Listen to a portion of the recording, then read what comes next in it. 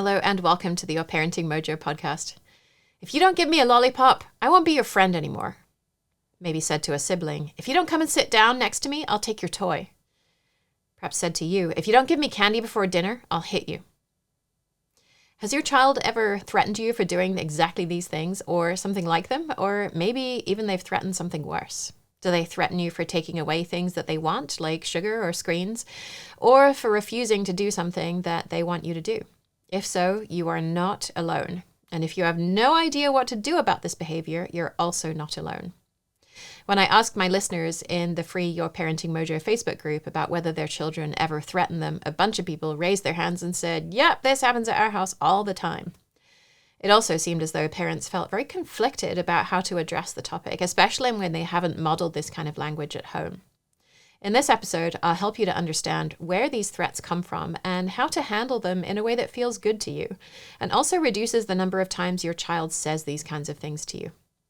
I should say at the outset that the strategies I'm going to talk about in this episode are for children under the age of about 10 who might be threatening harm, but you either know they won't carry it out or they don't have the access or ability to actually carry it out. Your preschooler might be able to follow through on a hit and it might hurt, but it likely won't cause serious damage. They may even cause more serious damage accidentally. I've heard of parents who get a broken nose when they are behind their child and their child arches their back and the child's head hits the parent's nose. These kinds of things can be hard to deal with, but they're a relatively expected part of childhood and are covered in this episode. If your child is making credible threats of serious physical harm against you and you believe they might carry it out, then this is beyond the scope of this episode, and I'd suggest that your first call be to the National Domestic Violence Hotline. I'll put a link to their website in the show notes for this episode. I also want to point out we're going to mention violence in this episode, including sexual violence, so if this would be difficult for you today, then I'd invite you to come back to this episode on a day when you feel more resourced.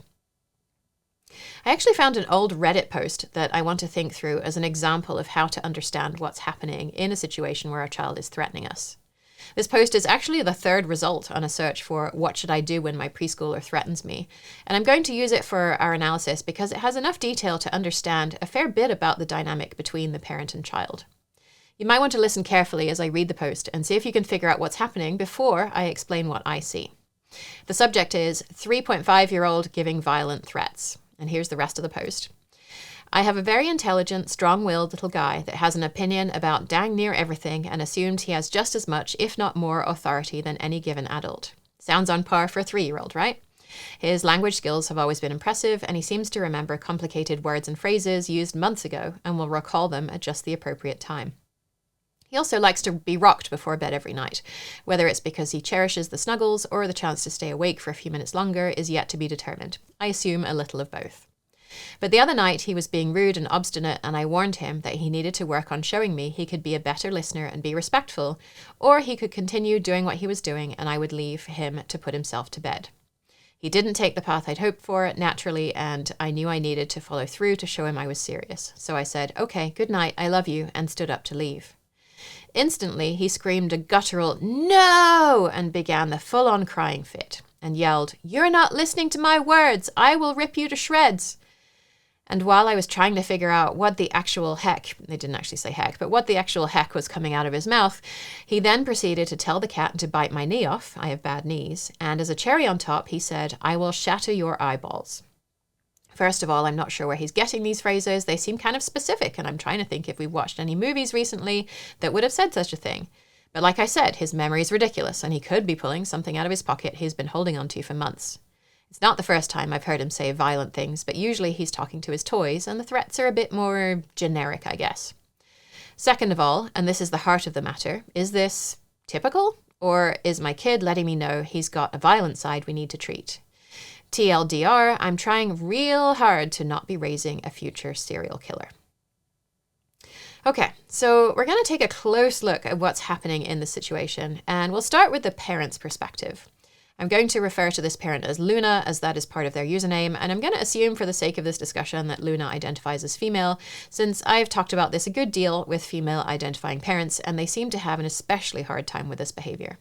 Most of the content in this episode is applicable to parents of any gender. Let's look at the issues related to mothers first. I think there are two important reasons why female socialized parents have a hard time with threats from children. Firstly, we're socialized to take care of everybody else's needs before our own. And if we have a child who's so dysregulated, they're threatening us with something between not being our friend anymore and hitting us, then clearly there is something wrong, and it's probably something that we are doing wrong. If we were conditioned to believe that when everybody else around us feels calm and happy and content, then we have done a good job, anyone expressing discontent seems like a failure, and it must be our failure.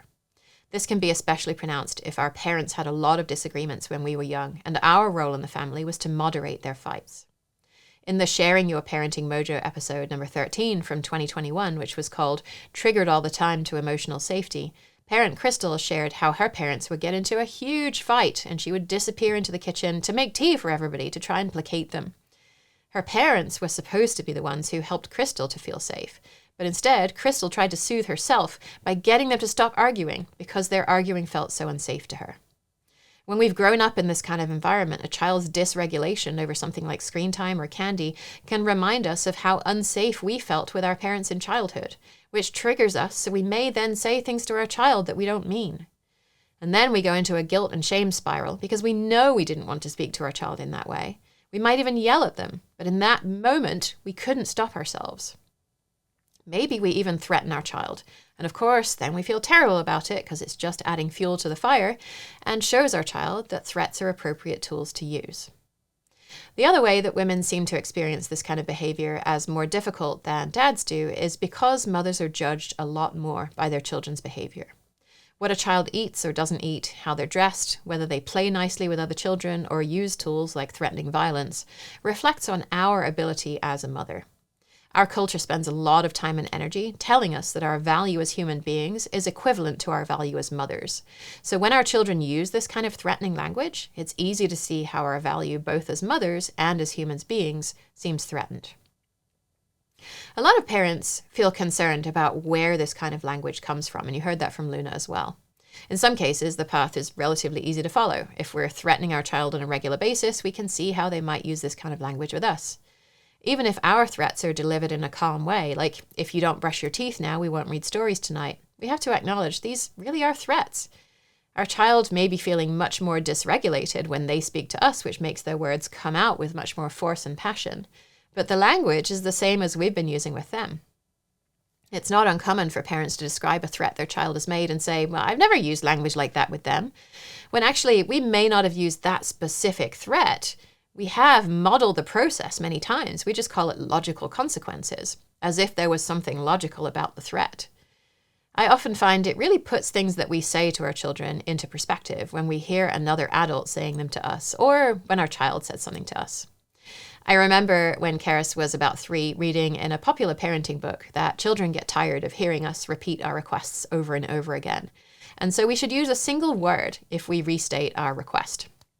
So if we ask our child to put their shoes away and we look back 5 minutes later and they haven't done it yet, instead of saying, I asked you to put your shoes away, or why haven't you put your shoes away yet, we should just say, shoes. One day, not long after I started using that tool, Karis and I were sitting on the sofa in the morning and I was working. I think she may have been doing some kind of screen time. And she asked me to get some blueberries for her breakfast. And I said, yeah, I'll do it next time I get up. 10 minutes goes by and I hadn't gotten up and I'd also forgotten about the blueberries. She looked over at me and she said, blueberries. I was totally shocked at first and then kind of amused. I certainly did not like being spoken to in that way. And that was how I learned to try to put things we say to our children through a filter of what it would feel like to say or receive the thing I'm about to say from another adult. So when we say something like, if you don't brush your teeth, we won't read stories, we are training them to use threats, even if that wasn't our intention. Our child may also have heard their parents threaten each other and understand that a threat is a way of using power over another person. In a moment when they think they don't have very much power and they want to have something or make you do something, we can see how using a threat can seem like an appropriate choice when the child has heard other people using them for this effect. Children might also pick up this kind of language from media like TV, YouTube, video games, or from the playground. While I think it can be helpful to reduce the number of threats we're making towards our child and toward our parenting partner when our child's around, I don't think it's super helpful to spend a whole bunch of time worrying about where they might have heard this outside of these relationships.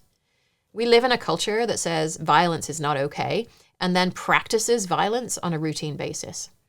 In his excellent book, Sand Talk, which I've quoted from before, Indigenous Australian author Tyson Yunkaporta says that, quote, "Creation started with a big bang, not a big hug. Violence is part of the pattern. The damage of violence is minimized when it is distributed throughout a system rather than centralized into the hands of a few powerful people and their minions.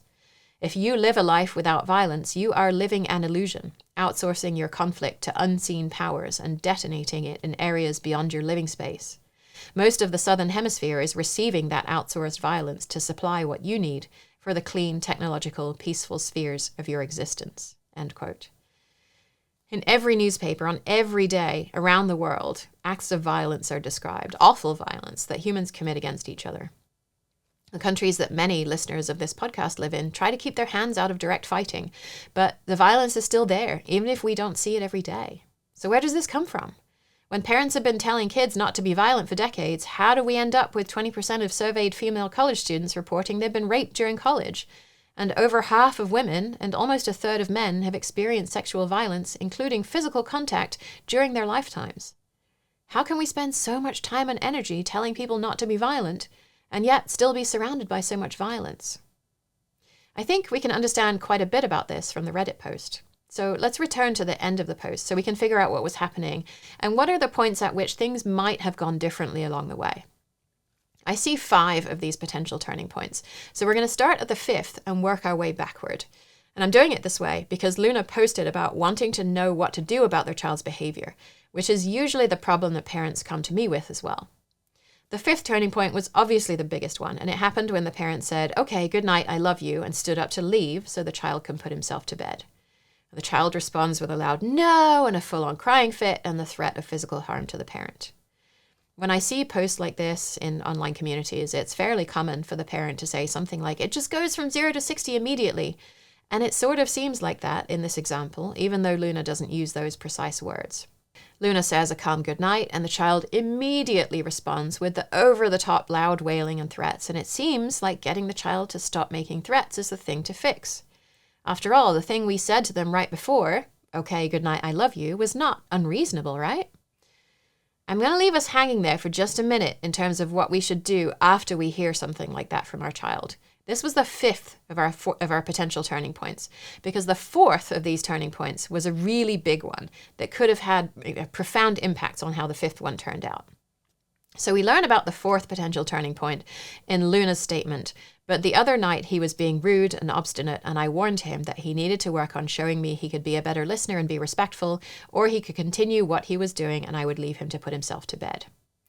So there's a lot in that sentence, so we're going to break it apart so we can look at the pieces more clearly. There are 2 sets of judgments in this statement, the rude and obstinate, and then later, be a better listener and be respectful. So what might have been happening for this parent to think that their child was rude and obstinate? Well, we can imagine that the child probably used a tone that the parent didn't like and maybe even words they didn't want to hear. He probably said no to something the parent wanted him to do, and maybe it seemed like he was stalling and doing chores before bed, like bath time, brushing teeth, getting into pajamas. The parent uses the words rude and obstinate to describe this behavior, but what if we substituted the words exhausted and overwhelmed? Does anything change about our perception of a situation when we do that? Can we perhaps remember a time when we might have felt exhausted and overwhelmed, and perhaps we spoke to our colleague or partner in a tone that could be considered rude? Might there have been a time when we even said no when they asked us to do something that they might have perceived as obstinate? But from inside our own bodies, we aren't being rude and obstinate. We're feeling exhausted and overwhelmed. When we imagine ourselves in another person's shoes, we can start to get a sense for what might be going on for them, which can help us to explain their behavior. I don't know if this child was feeling exhausted and overwhelmed, but I'd say there's a decent chance he was experiencing some feelings that we would want to receive compassion for if we were experiencing them. Let's put this through our "how would it sound if an adult said this" filter. Let's imagine you've had a hard day at work and you're feeling exhausted and overwhelmed, and you know you're going to immediately have to shift into making dinner as fast as you possibly can, and then bedtime routine. You arrive home, the first thing your partner says to you is, "Hey, can you take the trash out?" What do you say? Do you say, sure, darling, I'd be happy to take the trash out without any sense of frustration, anger, or resentment? Do you take the trash out and slam the can around a little bit as you're doing it and kind of give a huff as you walk past your partner and close the door with just a little extra oomph? Do you say, I just got home, why can't you take the trash out? Is it possible that our behavior could be described as rude and obstinate? Are we actually being rude and obstinate? No, we're expressing our frustration, our anger, our resentment that our partner hasn't recognized our needs for rest, for mental space, and for collaboration when they made their request. So is it possible that our child's rude and obstinate behavior isn't actually rude and obstinate, but is an expression of their feelings about the things we've asked or more likely told them to do throughout the day? And if that's the case, does threatening them to change their behavior or will withdraw our love, acceptance, and comfort seem like the right way to address this? When I asked in the Your Parenting Mojo Facebook group for parents who had experience with their children using threats against them, parent Lauren said, "Oh my gosh, you must have been in my household. I get very triggered when my 6-year-old ADHDer says these kinds of blackmaily transactional threats. Eye for an eye type thinking is some of the most offensive ideology there is. I don't handle it. I gave a 5-minute TED Talk this morning." And I replied, "Can you say more about your TED Talk? What happened?" Lauren said, "I ranted about the importance of, instead of trying to blackmail his little brother into sitting next to him at the table, if you don't sit at the table, I'll take your toy, he should apologize for taking the toy in the first place and tell his little brother that he'd really like him to sit next to him. Epic parenting fail. No one was taking anything in, and I was triggered by all the crying and lack of eating anything for breakfast." That's really tough. And I get why this happens, because of the things we've said about our children's behavior being a measure of our success as parents and as people. When they do something like threatening, and especially when they threaten violence, we snap. I'm sure, looking back on it, Lauren wishes they'd been able to take a pause before responding and see that they were about to say things that weren't helpful, and take a deep breath and re-regulate and remind themselves this was not a crisis or a reflection of our worth. But in the moment, it's so hard to do. When parents first learn about the problem-solving approach that I use, one of the first things they often want to do is problem solve on how to get their child to stop hitting or stop being rude and obstinate. But let's continue our example with taking out the trash. So your partner asked you to take out the trash and you gave your rude and obstinate answer. And then your partner says, "Hey, can we problem solve on how to stop you from being rude and obstinate to me when you get home from work?" How do you feel about having that conversation with them? My guess is that you would not welcome it, and you might even threaten some physical violence of your own. What do you want your partner to say to you in that kind of circumstance? If you gave your rude and obstinate response, what you probably want your partner to do is say, "Oh my goodness, it sounds like you must have had a really hard day. What's going on? Do you want to tell me about it? Let me just turn the oven on so we can have frozen pizza for dinner and then you won't have to cook." What would it be like to hear that from your partner? And even better, what if your partner knew you were having a hard time at work lately, and that morning when you said good morning, they heard your tense tone and they said, "I'm going to take out the trash this morning so we don't have to do it later. I know today's going to be a long day for you. Shall I get takeout on my way home, or shall we just throw a pizza in the oven for dinner?" We want that kind of support and understanding for ourselves, but it's so hard to give it to other adults, and it seems impossible to give it to children. It becomes a lot more possible when we see that our children are people with feelings and needs just like we are, and that they have a hard time when their needs aren't met just like we do. There's another set of judgments where Luna says they want the child to be a better listener and be respectful. Be a better listener is actually a code that's commonly used in parenting at the moment, and we can translate it to mean do what you're told. When we say a child isn't listening, we don't really mean they aren't listening. We mean they aren't doing what we've told them to do. This child might look their parent in the eye, listen very carefully, and decide to do the opposite of what the parent has said. The child would have been a better listener, but because that's not what listening means in this context, this behavior would not have met the parent's approval. We don't know exactly what the parent means by be respectful, but we could imagine it's linked to doing what you're told, using words and speaking in a tone of voice that doesn't challenge the parent's authority. And as we come to the end of this long sentence we've been working through, we find the real kicker. I'm going to read you the whole sentence with emphasis on the relevant part. "But the other night, he was being rude and obstinate, and I warned him he needed to work on showing me he could be a better listener and be respectful, or he could continue doing what he was doing, and I would leave him to put himself to bed." Now, I don't know about you, but to me, that sort of sounds like a threat. The parent is saying that when the child's behavior matches the parent's judgment and expectation of good behavior, he can have what he wants, which is to snuggle with his parent before going to sleep. If his behavior does not match the parent's judgment and expectation of good behavior, then the parent will withhold affection and comfort from the child until the child changes their behavior to match the judgment and expectation.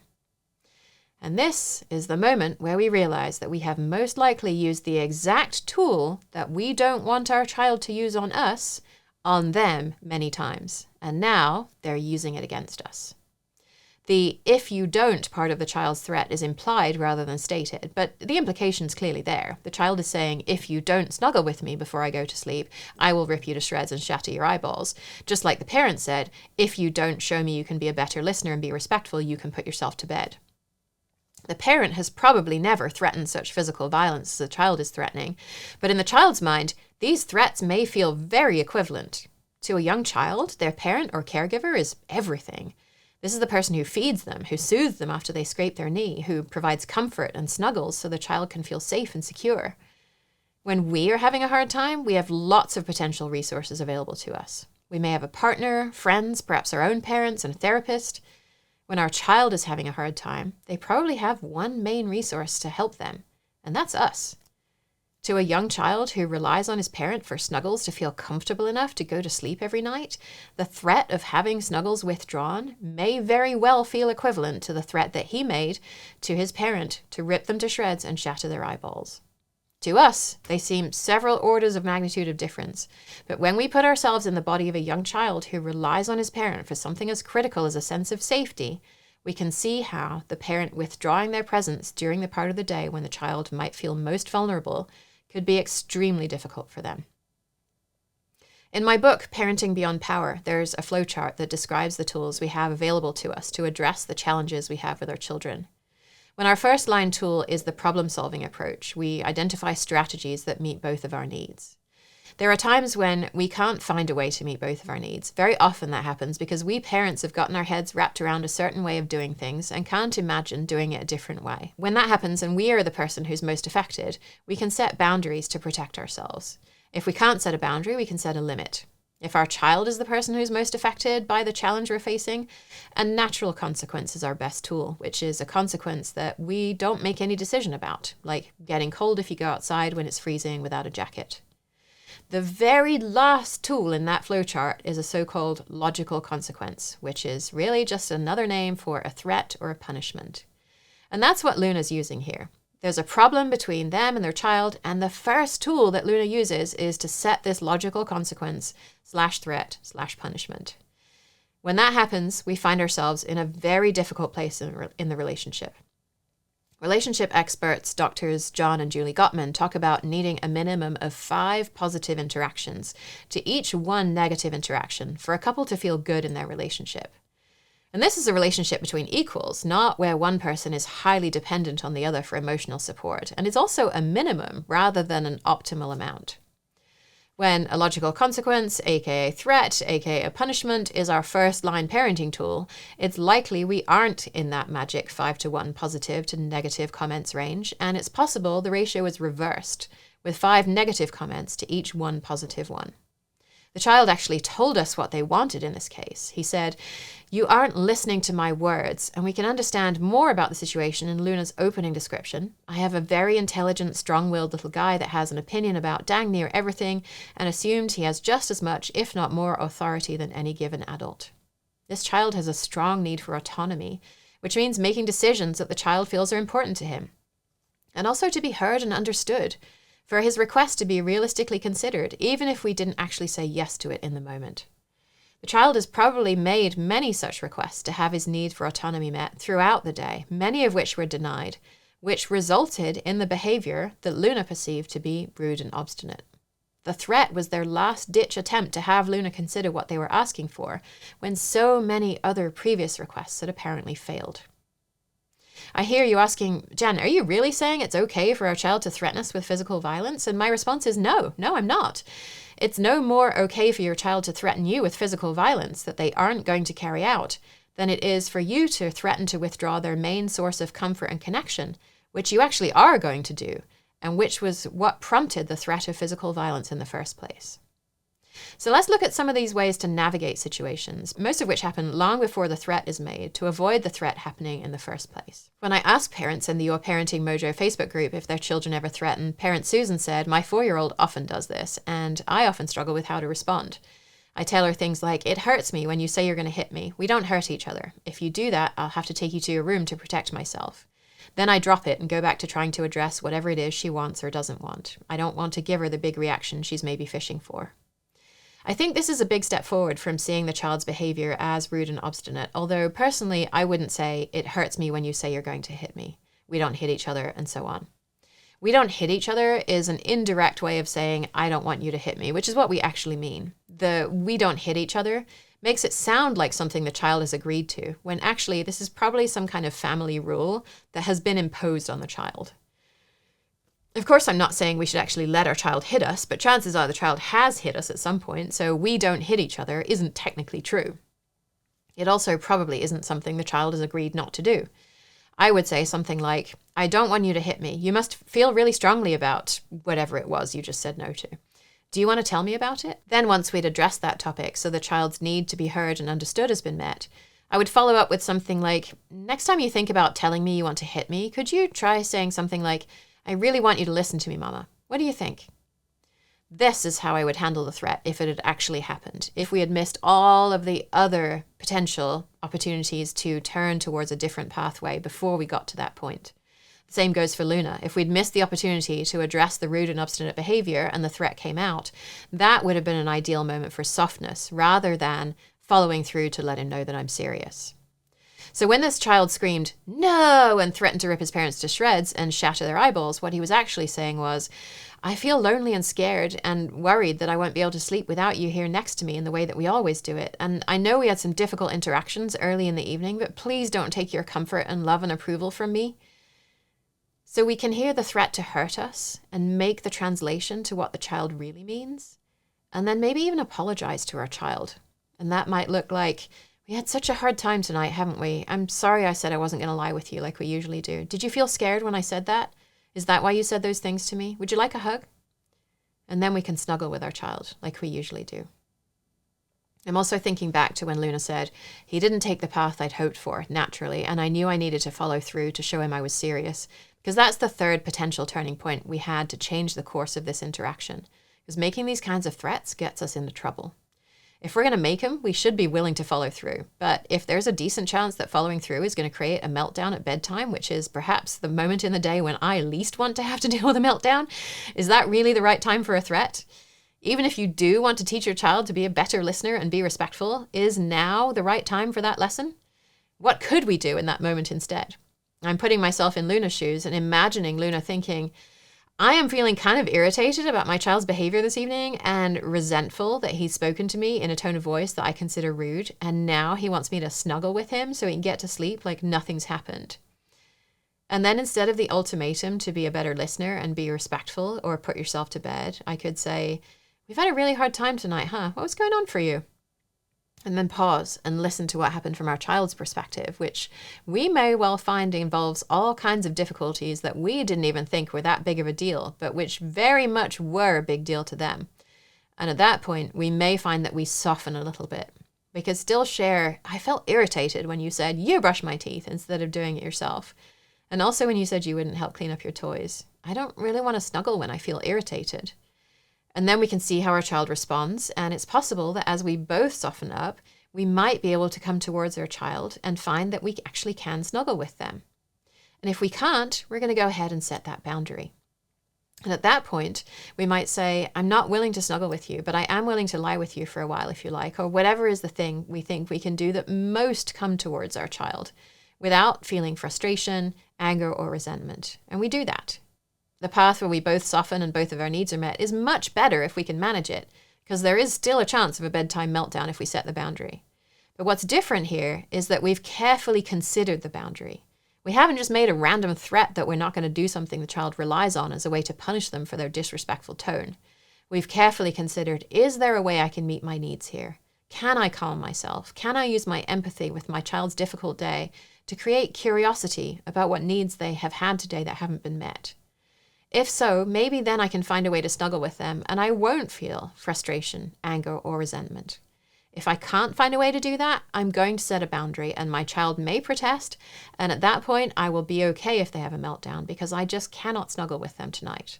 I am willing to lie with them and consider other potential ideas they might have. Let's take a look at some other ways that parents told me that they are currently handling this threatening behavior. Parent Kitty told us that they try to find a solution that works for both them and their child. So if he wants candy and Kitty wants him to eat dinner, Kitty says something like, "If you don't hit me and can wait 15 minutes, I'll serve candy with dinner." Unfortunately, there's no candy for hitters if you choose that route. And I want to point out some distinctions between this and the way that I'm describing using the problem-solving method in this episode and in other episodes as well. The first thing is that when we understand needs, we find multiple potential strategies to meet needs instead of only working with one strategy. If I say, "If you don't hit me and can wait 15 minutes, I'll serve candy with dinner," I'm proposing one single strategy that will work for me, and it might not work for my child because we don't know their need. We can hypothesize that they want to eat candy because they have a need for some combination of food, joy, indulgence, but they might also have a need for autonomy, especially if we've already said no to a lot of things that day.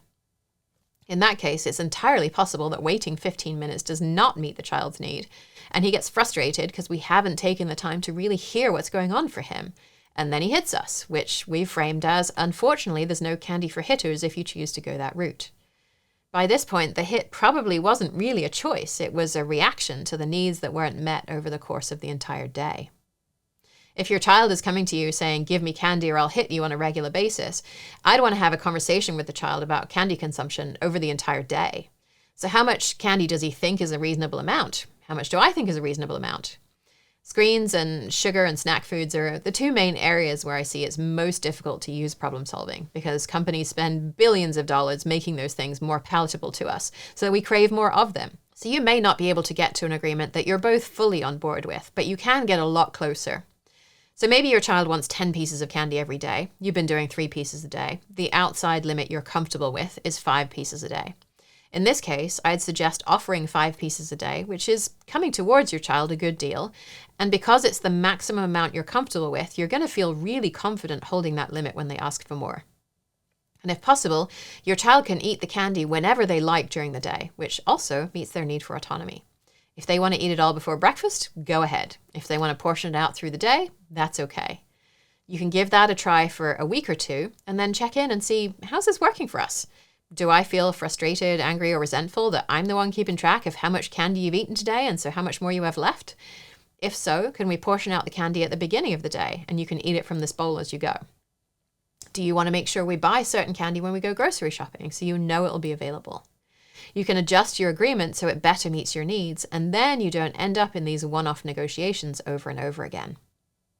Parent Rebecca says that her nearly 5-year-old threatens her as well, and she doesn't have a consistent strategy, but does find herself falling into if-then language more than she wants. So if you do X, then I'll give you Y, which I'm sure you can hear is not so terribly different from if you don't do X, I'll do Y, which is essentially the exact thing we don't want our children to do.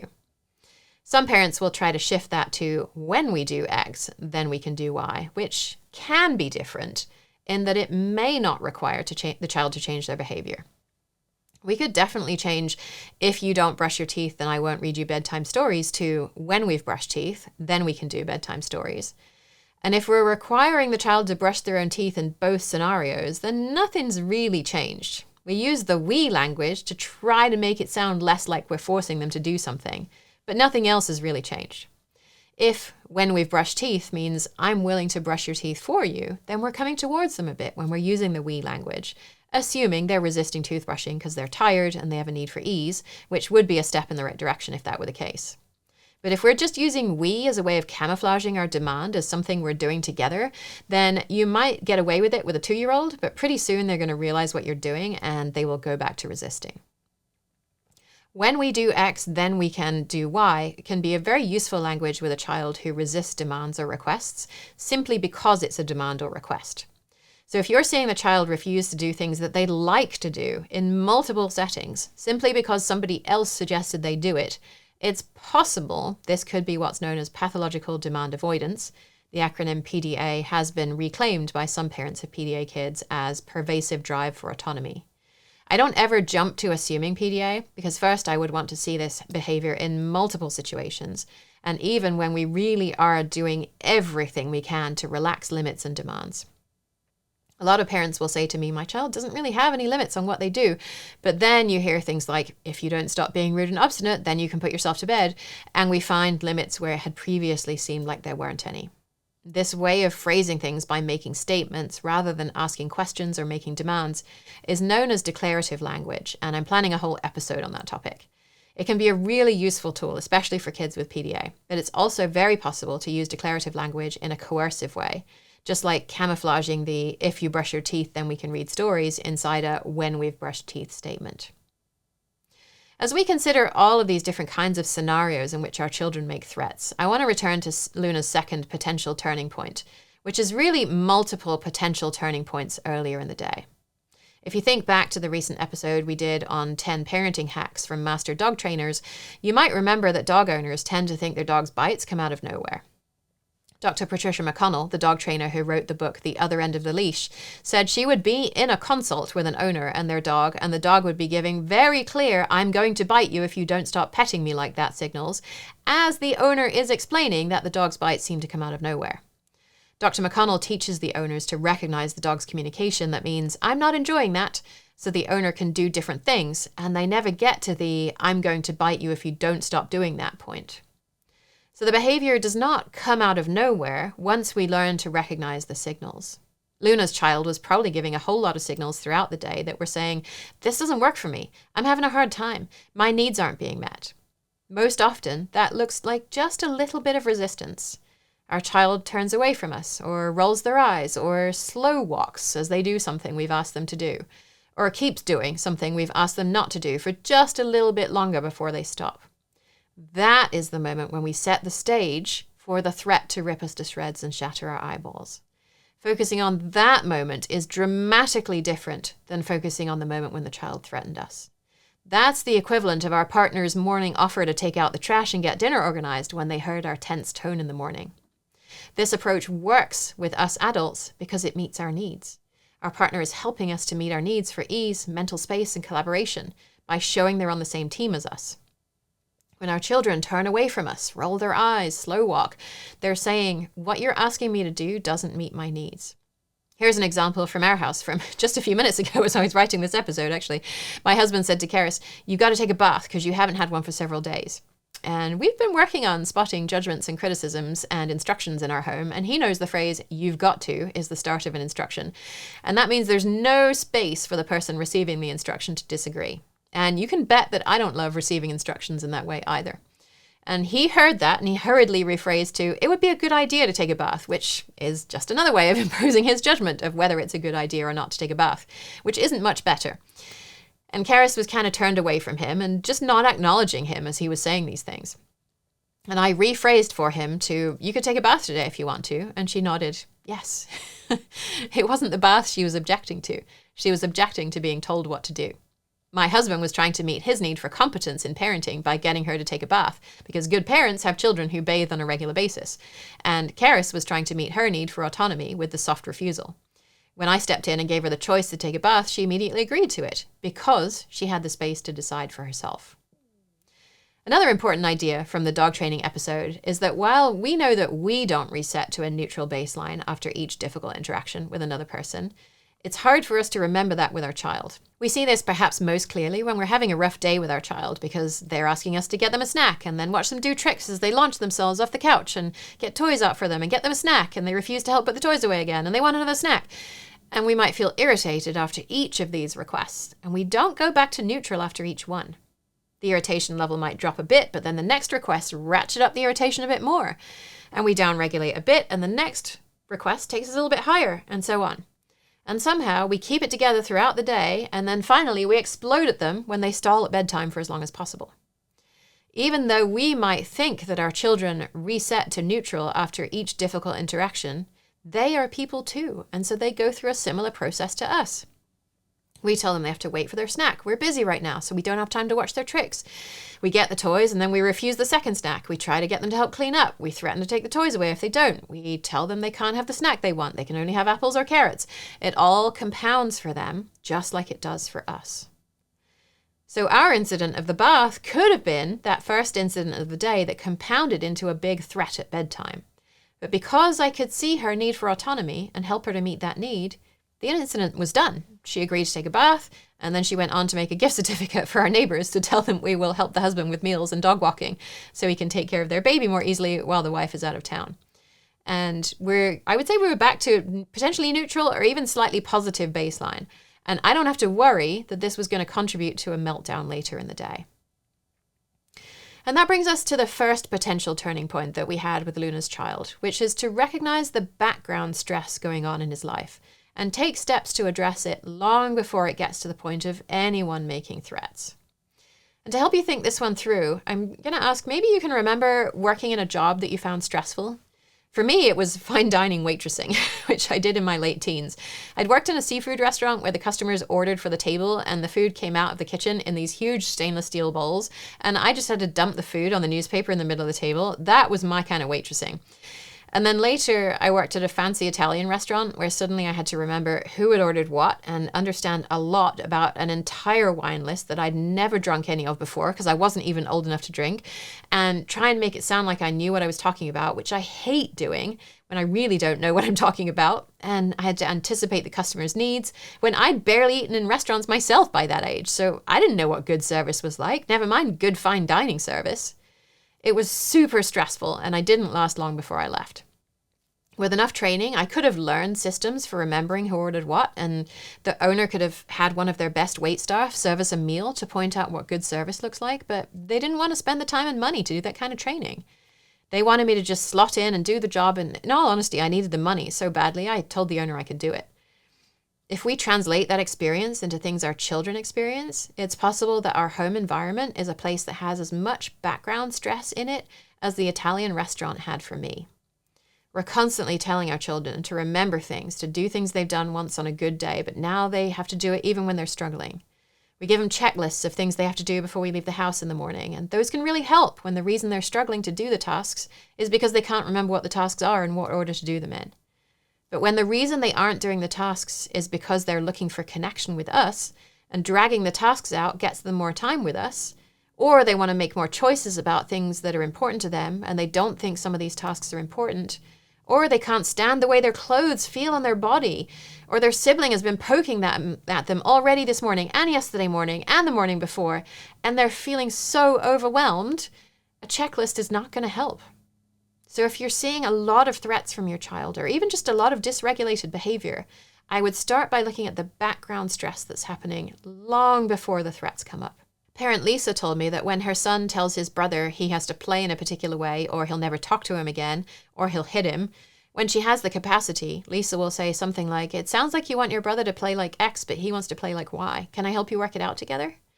Lisa goes on to say this response is hit or miss in terms of its effectiveness because the flare-up is usually the challenging 7-year-old wanting to control others' actions. I personally think that's an awesome response when these kinds of threats happen occasionally. When they're happening on a regular basis, it's not really about whatever situation is happening right now. Let's use our adult lens again for a minute. So bring to mind a time when you really tried to get control over a situation. It could be something to do with your kids' behavior, your spouse, your work. And now think about why you wanted to be in control. What would have happened if you didn't control that situation? Chances are, whatever you said for the reason why you wanted to be in control, you could add the words, "I felt afraid that," and it would still make sense. So if your child was speaking in a tone that you perceived as rude when you were at your in-laws' house and you tried to control how they spoke, maybe you felt afraid that your in-laws would judge your parenting based on your child's tone, and they would think you're a terrible parent, and maybe that would mean you are a terrible parent. If you try to be in control of a lot of areas of your life, maybe there are bigger issues that cut across many parts of your life, like money, that you feel afraid about. That's why the word control doesn't appear on my list of needs, which you can download for free at yourparentingmojo.com/needs. We have a written list for adults, list with pictures for children, and we're adding them in different languages as well. I don't think control is a need because control hides something else. It almost always hides a fear of some kind. You try to control your child's behavior because you feel afraid that other people will think you're a bad parent. So your need for competence and being perceived as competent is not met. So why is your child trying to control someone else's behavior? What are they afraid will happen? What are they afraid is true? Do they feel afraid that you don't love them or that you love a sibling more than them? Is there a new baby on the way? Have you moved house? Has the child changed school? Are you fighting a lot with your spouse? Is there undiagnosed or inadequately addressed neurodivergence at play? Ultimately, control is a strategy we're using to try to navigate our fear. When we know what that fear is and can take steps to address that, we won't be playing whack-a-mole with this difficult behavior. You may find you don't want to control your child's behavior as much when you realize it's okay if your in-laws don't think you're a great parent because they aren't your kid's parent. You find that trying to control other people or life in general doesn't help very much. What helps more is meeting your need. So perhaps you and your partner have a talk about your parenting goals and values, and you see what's really important to you. That the things you're doing are aligned with your values, which meets your need for competence. And you realize that having your in-laws approve of your parenting is only one potential way to meet your need for competence. We might understand that our in-laws' ideas about our parenting are most likely rooted in their traumatic childhood experiences, and our ability to support them in dealing with that is likely limited. But we can help our children to address their fears, which will have a significant impact on this controlling behavior. All of this represents background stress that's impacting our child's ability to show up in our relationship with tenderness and compassion for us, because it's really hard to have compassion for someone else when you're in survival mode yourself. Now, I hear you saying, but Jen, we have to get out the door in the morning, and I don't have time to figure this crap out every freaking day. And that's the thing. When we figure this crap out, we don't have to have this fight every day. We figure it out one time. We find out that our child is stalling because they want to connect with us, and we spend 3 minutes helping them get dressed instead of 10 minutes yelling at them to get dressed, and things feel easier. If they're eating breakfast as slowly as possible because they don't get hungry early in the morning, maybe you could put their breakfast in a container to eat on the way to school, or pack an extra big snack for their mid-morning break. My husband and I trained for a half marathon when we lived on the East Coast, and he could quite happily go for a 13-mile run before eating anything at all in the morning. In fact, he preferred it that way, so he didn't have the food rattling around in his stomach. I wouldn't make it through the end of a 1 mile without a breakfast first. Cereal commercials have fed us the idea that children who do well in school and in life eat breakfast, and that good parents, and especially good moms, make sure their kids eat breakfast. But some people just aren't hungry at 6:30 a.m. when they have to get up for an 8 a.m. start time at school. We can find what clothes work for our child, and they could just wear those same clothes over and over again. Maybe we can keep siblings apart in the mornings until they're both ready to be with each other. One could eat breakfast on the floor in the living room, the other eats at the table. One brushes teeth in the bathroom, the other in the kitchen. If one or both of them needs mental space in the mornings, this could well make your mornings a lot easier. Your needs for ease and mental space are met, their needs for physical space are met, and the morning flows more smoothly. Each of these strategies works to meet different needs. Wearing the same clothes every day works when your child's need is for comfort. If your child needs mental space in the mornings, then what they wear may not matter in the slightest, and keeping kids apart may help more. It all starts with understanding your child's needs. One final idea that I want to leave you with is for the more adventurous ones among you. So parent Lisa said that one way they respond to threats from their child is, "You want X. Did you know it's okay to ask me for it? You don't need to shout XYZ," meaning a threat. I would have said yes. So here's my challenge to you. If your child is asking you for a lot of things you would say yes to, you could tell them, "You don't have to ask me to do things. Just let me know, and I'll let you know if I have any concerns about it." I might not try this with a child with whom you aren't generally on the same page already and don't have a good routines in place, although I could see an argument for the idea that if you aren't on the same page because of your child's consistent, then this strategy could loosen up a lot for you. I did it with Karis when she was about 5. I just told her one day she didn't have to ask me to do things anymore. So now if she wants to go for a walk in the neighborhood in the late afternoon, instead of saying, "Can I go for a walk?" she'll just say, "I'm going for a walk." And I'll reply, "Okay, dinner's at 6:45. I'm not demanding that she be back for dinner, just letting her know what time dinner will be ready. We have walkie-talkies and she will take one and let us know where she is and when she's coming home, so I'm not worried about her. If she was the kind of kid who would stay out until 10 p.m. just to see what would happen, I might think twice about this, and I would certainly have a lot more communication about when she planned to be back. But it's worked very well for us without that extra support. She does still ask for things like my help and if something's okay with me when it affects me a lot. But even then, it's more of a, would it be okay with you if I do X, rather than a, can I do X?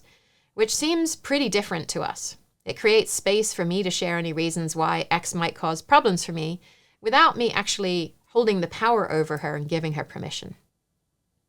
So as we wrap up, let's summarize the main ideas that we've covered in this episode. We looked at the Reddit post about the 3.5-year-old child who threatened violence toward his parent, which originated in his unmet needs for autonomy and to be heard and understood, and where the child simply used the same kind of threatening structure that his own parent had used, substituting something he thought that would hurt his parent as much as not snuggling at bedtime would hurt him. We looked at the many potential points when we could have turned this story around, one after the threat had been made and 4 more before it. Our primary tool here is understanding our child's needs, which is your entry-level curious action item for this episode. So if you've listened to this point because your child is making threats but you aren't clear on what need your child is trying to meet, I'd invite you to take the Tell Me What My Child's Need Is quiz. It's 10 super simple questions designed for parents of toddlers, preschoolers, and younger elementary schoolers. And at the end, I'll tell you the need your child is most likely trying to meet over and over again throughout the day, and a whole variety of strategies that you could use to help them meet that need. That's available at yourparentingmojo.com/quiz. If you're looking for something a little more, the middle learning level practice is to translate your child's threats and also statements more broadly into their needs. So we translated Luna's son's threat into a need for comfort and safety at bedtime. We can also translate his rude and obstinate behavior from earlier in the evening into a need for autonomy. Whenever you're seeing behavior that you don't like from your child, try and practice this translation so you can understand it from their perspective. It may help you to have needs lists printed and stuck on the fridge to refer to easily, which you can get at yourparentingmojo.com/needs. And finally, if you're really ready to try something radical, you might consider telling your child they don't have to ask you for permission to do things anymore. And instead, they can let you know that they're going to do something and ask whether and how it affects you. It still creates space for your needs to be met, but it doesn't require your approval, which can be a huge gift for a child who has a high need for autonomy. Thanks so much for joining me here to learn more about the ways that we can be with our children that meet our needs and meets theirs as well. You can find the transcript, show notes, and references for this episode by searching threats on the podcast page at yourparentingmojo.com.